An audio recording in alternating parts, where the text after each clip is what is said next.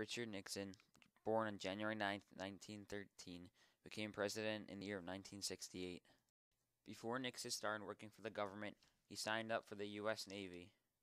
Nixon was born in California, but then later moved to Washington to work for the government. In the government, Nixon started moving up the ranks.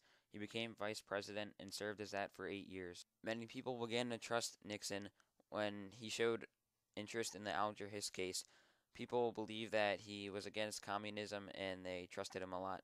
Richard Nixon lost the presidential election against JFK and also lost the race for governor, but eventually he made up for that by becoming president.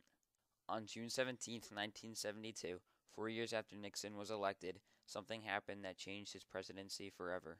On June 17, 1972, 5 men were caught breaking into the Democratic Party headquarters at the Watergate Hotel in Washington. They were found because a security guard saw tapes on the door, and when he found the 5 men and they were arrested, they found money, $1,000 in each person's pocket, and that money was linked back to re-electing Nixon. Although many people are unsure why Nixon was recording the tapes, a lot of people have thought that is because since Nixon was trying to become president again for a second term, he was trying to record Democratic meetings so he could find out their weaknesses.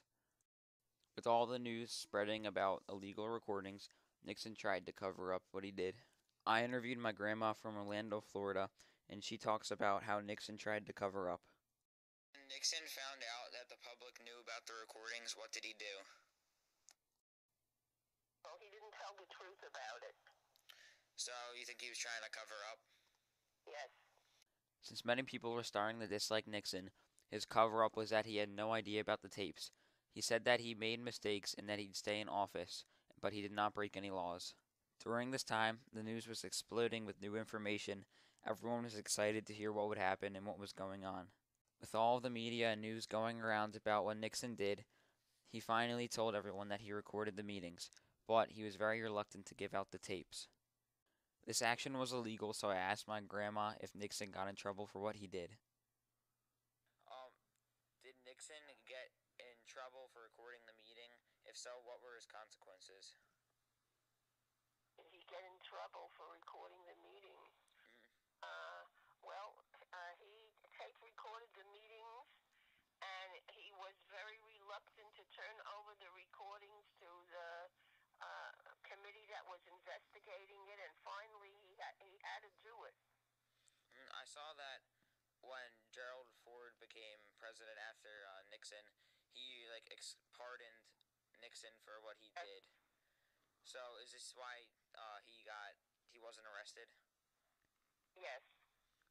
The Watergate scandal escalated drastically. On August 9, 1974, Richard Nixon resigned in the face of almost certain impeachment.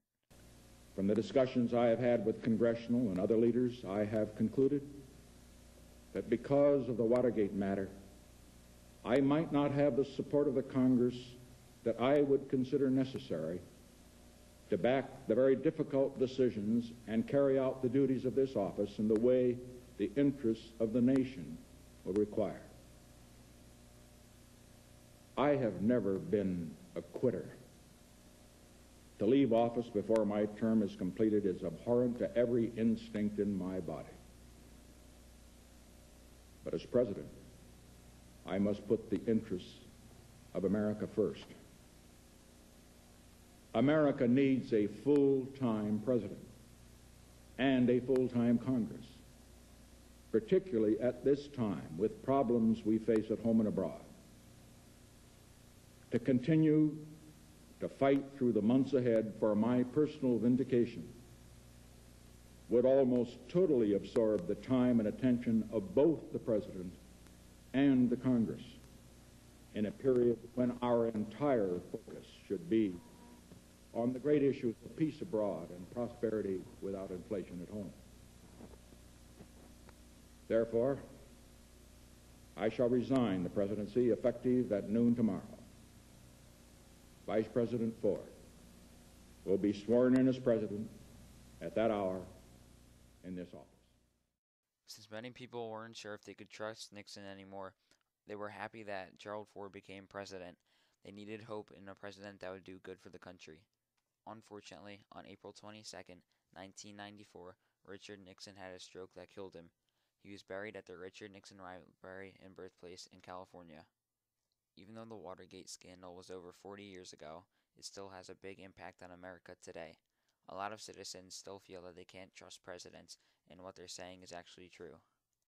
Being the only president to resign from office, many people have looked down upon Nixon upon the years.